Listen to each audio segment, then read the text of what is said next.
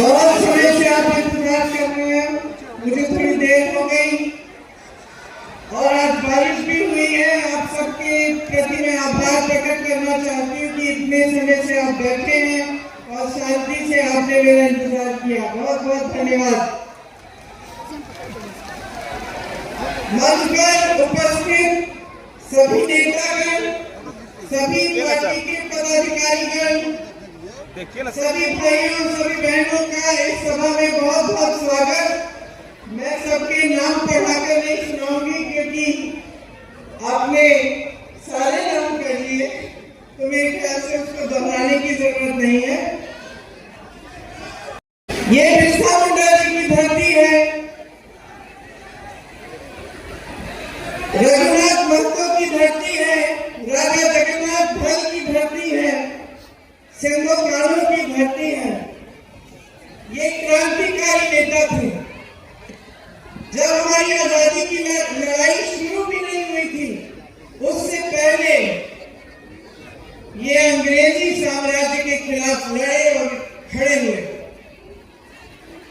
आपको गर्व होना चाहिए कि ये आपकी धरती है जिसने ऐसे नेताओं को पैदा किया जो सदियों पहले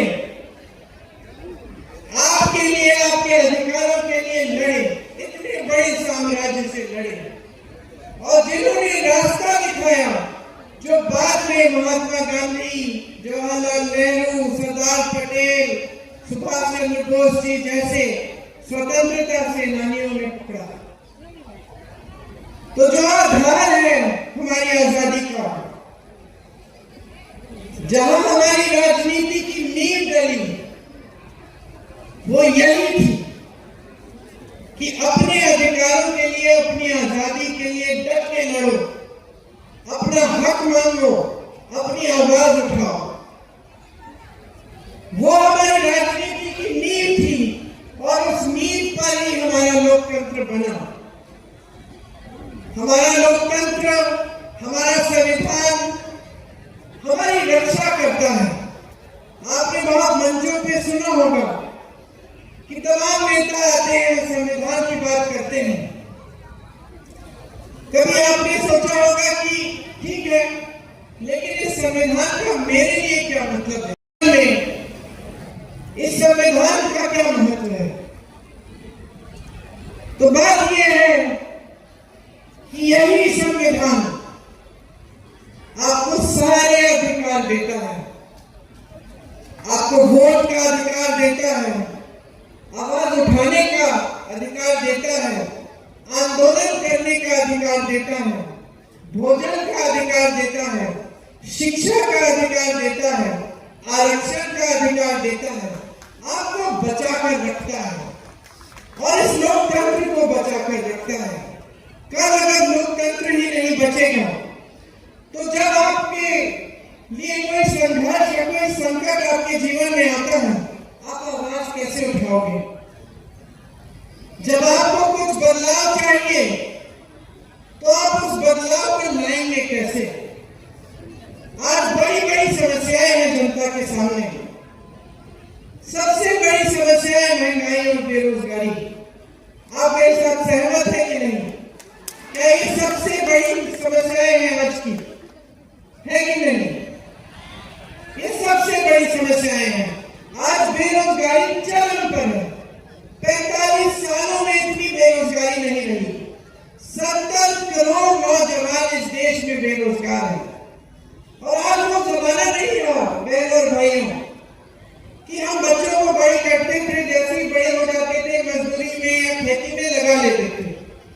आज वो जमाना नहीं है।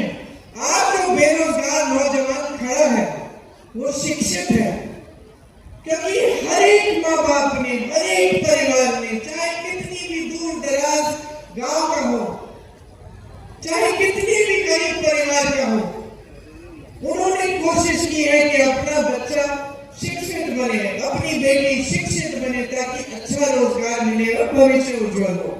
ये सही बात है कि नहीं? मेरी बहनें बैठी हैं आज खड़ी बड़ी होकर, अपने पैरों पे खड़ी होकर। आज वो जमाना नहीं है कि शिक्षित नहीं करते हम अपने बच्चों को।